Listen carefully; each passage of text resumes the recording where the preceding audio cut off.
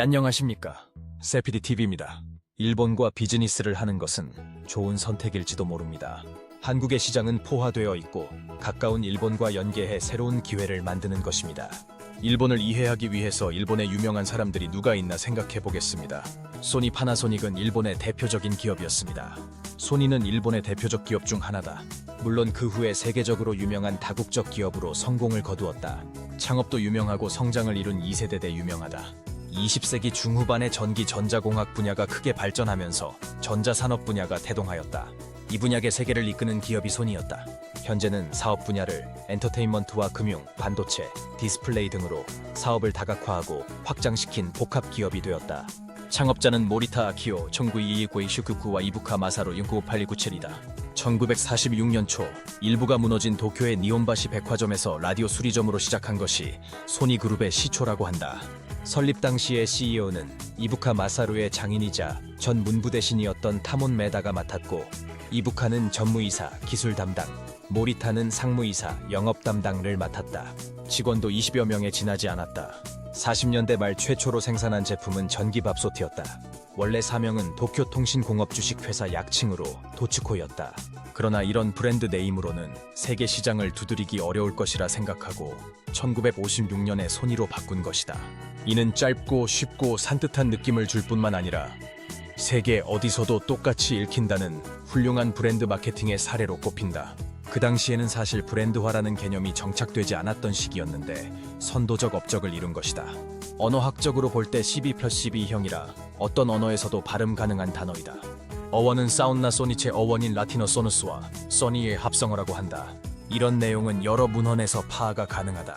렌지스터 라디오를 미국에 수출하기 이전의 극초창기의 주력 사업은 패전 이전의 일제당국에 의해 봉인당한 단파 라디오를 패전 후 정상화시키는 복구 수리 작업과 방송국 납품용 녹음기 제작이었다고 한다. 공동 창업자 중 한 명인 모리타 아키오는 제2차 세계대전 후 미국이 세계 경제의 중심이 될 것이라 예측하였다. 따라서 미국에서 먹히면 전 세계에서도 먹힐 것이라 예상하고 가족과 함께 미국으로 건너갔다고 한다. 미국 뉴욕 맨해튼 스번계 일장기가 없다는 것을 본 모리타는 스번계 일장기를 걸겠다는 신념으로 열심히 일하였고, 결국 1962년 맨해튼 4번계 소니 쇼룸을 열고 일장기를 걸게 된다. 미야자키 하야오는 일본을 대표하는 세계적인 애니메이션 감독이자 애니메이터, 영화 감독입니다. 일본 애니메이션은 1990년대까지만 해도 세계적으로 주목받을 만큼 알려지지 않았지만 1999년에 모노노케 히메가 서방 국가에 개봉되면서 주목받기 시작했습니다. 그러다 2002년 센과 치히로의 행방불명이 세계적으로 히트를 치면서 그동안 주목받지 못했던 애니메이션들이 알려지게 되었고, 그 애니메이션들을 만든 스튜디오 지브리와 미야자키 하야오는 세계적인 거장이 되었습니다. 미야자키 하야노는 모노노케 히메와 생과 치히로의 행방불명 말고도 하울의 움직이는 성, 벼랑 위의 포뇨, 이웃집 토토로, 마녀 배달부 키키 등의 누구나 한 번쯤은 봤을 애니메이션들을 제작하였습니다. 다음은 도쿠가와 이에야스 이야기를 합니다. 초상화나 민화 같은 것에 도쿠가와 이에야스의 인물은 키도 크지 않고 마른 타입은 아니고 뚱보에 가깝게 그려져 있습니다. 도쿠가와 이에야스는 일본 역사에 가장 부각되는 인물입니다. 당시 에도 막부 혹은 도쿠가와 막부의 최초의 장군입니다. 즉 초대 쇼군 장군이며 일본에서는 오다 노부나가, 도요토미 히데요시와 함께 일본 삼명거리입니다. 한국과 연관된 당시 조선이죠. 임진왜란을 일으킨 도요토미 히데요시의 세력과의 전투에서 이겨 일본의 새로운 통치자가 되었고, 임진왜란으로 인해 단절된 조선과의 외교관계를 정상화한 인물입니다. 또 문학의 영역에서는 인내심이 중요하다는 것을 보여주는 인물로 해석되어 종종 너구리로 비유됩니다.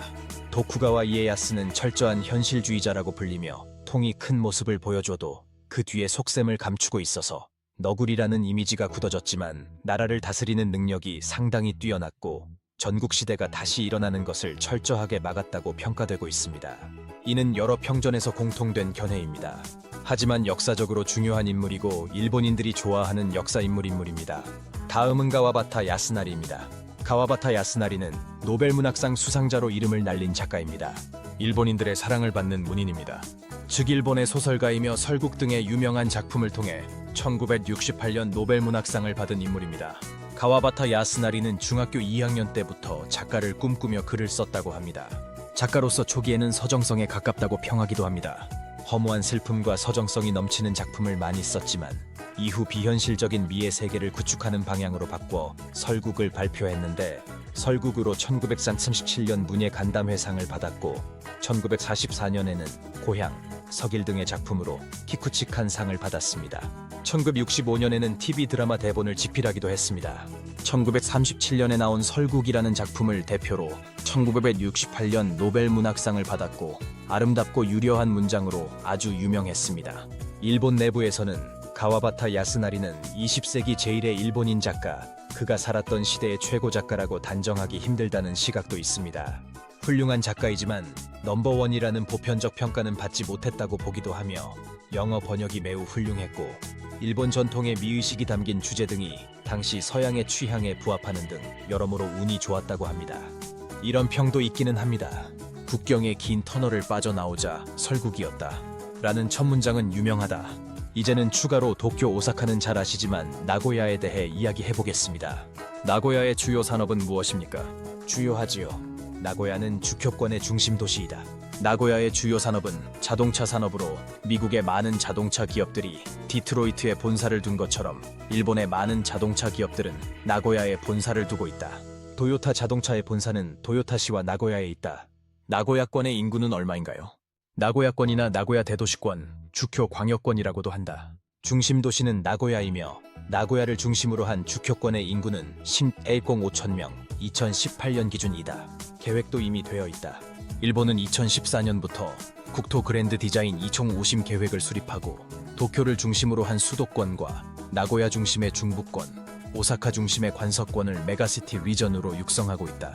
이 지역 인구만 6,500만 명이다. 2027년 1차 개통 예정인 초고속 열차 리니어 신칸센으로 세계 대도시권을 연결하면 1시간대 생활권으로 재편된다. 국제공항 4곳과 국제전략 항구 2곳을 공유하며 세계적 경쟁력을 갖추겠다는 목표다. 다음 사항을 이해하면 도움이 됩니다. 일본의 강력한 만화 및 애니메이션 문화는 풍부한 역사적 배경, 만화의 접근성과 다양성, 혁신적인 스토리텔링, 문화 통합, 세계화, 활발한 팬 커뮤니티의 결과입니다. 애니메이션은 일본에서 시작되었습니다. 그리고 일본인은 만화, 애니메이션 등과 관련된 것을 좋아합니다. 상상력과 창의력이 많이 필요한 모든 것을 좋아합니다. 일본인은 애니메이션에 대해 어떻게 생각합니까? 이 질문에 대한 답변은 여러 사람들이 하고 있지만 유명한 사람 중에 한 여자분의 답변을 보시면 분명해집니다. 저는 일본인이고 어렸을 때 미국으로 이주하기 전까지 애니메이션이 어떻게 소름 끼치는 것으로 간주되는지 결코 깨닫지 못했습니다. 나는 항상 어른들을 포함하여 모두가 보는 것이라고 생각했습니다. 애니메이션은 일본 어디에서나 볼 수 있습니다. 그리고 내 말은 어디든 기차역에 있어도 애니메이션 관련 포스터, 피규어 등을 볼 수 있다는 뜻입니다. 일본에서는 모든 사람이 애니메이션을 보기 때문에 애니메이션을 본다고 해서 개구쟁이로 간주되지는 않습니다. 일본에서는 완전히 정상적인 일입니다. 일본에서 오타쿠로 간주되려면 실제 괴물이 되어야 합니다. 예를 들면 코스프레, 애니메이션 페스티벌 참가 등. 애니메이션은 제가 평생 함께 자란 것이기 때문에 사실 애니메이션에 대한 구체적인 의견이나 생각은 없습니다. 드라마나 만화로 보는 데 있죠. 일본의 강력한 만화 및 애니메이션 문화는 여러 가지 상호 연관된 요인에 기인할 수 있습니다. 1. 역사적 뿌리를 살펴보죠. 초기 영향. 일본 만화의 기원은 우키요의 목판화와 20세기 초 예술 형식으로 거슬러 올라갑니다. 이러한 역사적 맥락은 시각적 스토리텔링의 토대를 마련했습니다. 전후시대 제2차 세계대전 이후 일본에서는 오락과 현실 도피의 수단으로 만화, 망가 제작이 급증했고 이로 인해 만화 매체가 더욱 대중화되었습니다.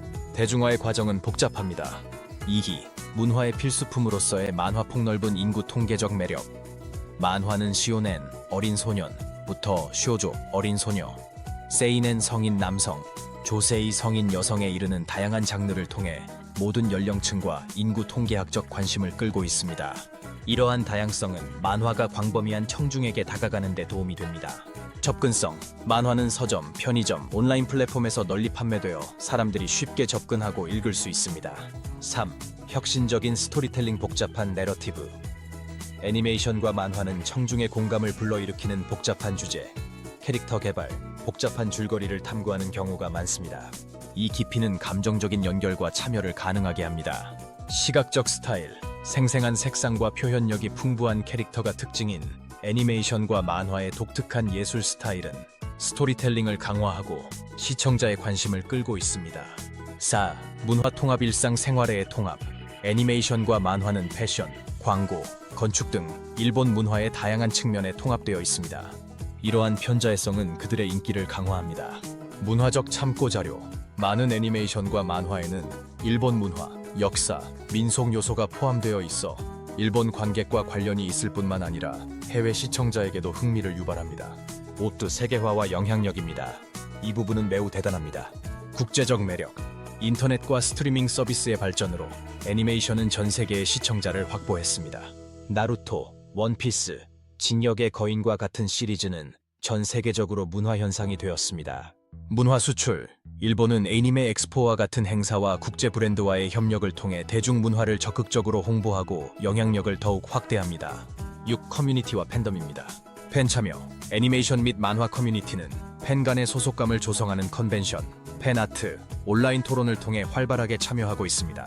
코스프레 및 상품. 코스프레 캐릭터 복장의 인기와 광범위한 상품은 팬과 좋아하는 시리즈 간의 연결을 더욱 공고히 합니다. 결론. 일본의 강력한 만화 및 애니메이션 문화는 풍부한 역사적 배경, 만화의 접근성과 다양성, 혁신적인 스토리텔링, 문화 통합, 세계화, 활발한 팬 커뮤니티의 결과입니다. 이러한 다각적인 접근 방식은 애니메이션을 단지 엔터테인먼트의 한 형태가 아닌 일본의 정체성과 글로벌 문화의 중요한 측면으로 만들었습니다. 이 가치 애니메이션은 가끔 애니메라고도 쓰기도 합니다. 이를 이해하는 것이 중요합니다. 한국의 2030-40까지는 일본 애니메이션에 대해 잘 알고 있습니다. 세피디 TV입니다. 좋은 정도로 찾아갑니다. 구독, 좋아요 감사드립니다.